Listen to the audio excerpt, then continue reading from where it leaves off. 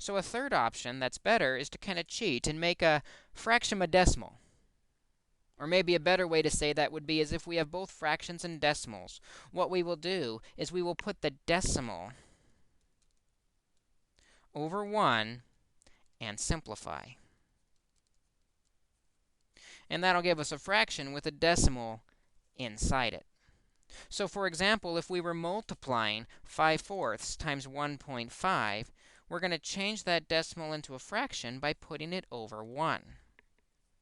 We now would have 5/4 times 1.5 over 1. Well, we know how to multiply fractions straight across. So let's do that. In the numerator, we have 5 times 1.5. Maybe you need to show that work. It's kind of tricky to do that in your head. 5 times 5 is 25. 5 and 2 more is 7. 1 decimal digit, so we have 1 decimal digit in our answer. The numerator is 7.5. In the denominator, 4 times 1 is 4. Finally, to finish simplifying, we'll remember that the fraction bar actually implies an operation. Division. So let's set up our division. The bottom number always goes first. 4 into the 7.5. 4 goes into 7 once, because 1 times 4 is 4. Subtracting, we have 3. Bring the 5 down. 4 goes into 35. 8 times. 4 times 8 is 32. Subtracting, we get 3. Add a 0, bring it down. 4 goes into 30. 7 times. 4 times 7 is 28. Subtracting, we get 2. Add another 0, bring it down. None of this is really difficult. Just might take a little time working through the operations here. 4 goes into 25 times, because 4 times 5 is 20. And we finally subtracted to 0. Bring the decimal straight up into our answer. And we have our final answer, 1.875, or 1 and 875 thousandths.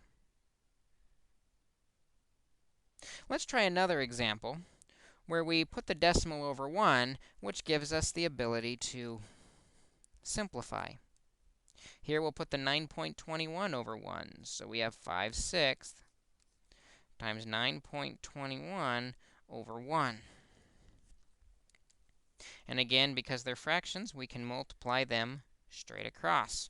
So in the numerator, 5 times 9.21, 5 times 1 is 5, 5 times 2 is 10, 5 times 9 is 45, and 1 more is 46.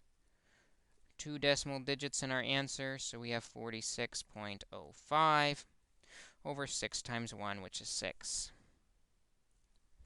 To finish simplifying, the fraction bar represents division. The denominator's the divisor out front. 6 into 46.05. Well, 6 goes into 46 7 times. 7 times 6 is 42. That gives us a 4. Bring down a 0. 6 goes into 46 times, because 6 times 6 is 36.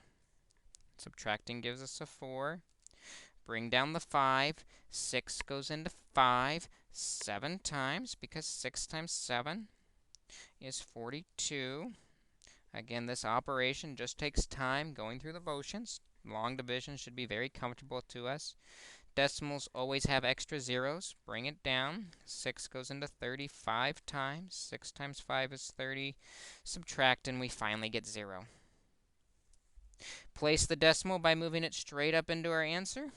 And we have our final answer, 7.675 thousandths. We can quickly change these decimals into fractions by putting them over 1, and then using our fraction operations, we can simplify the expression.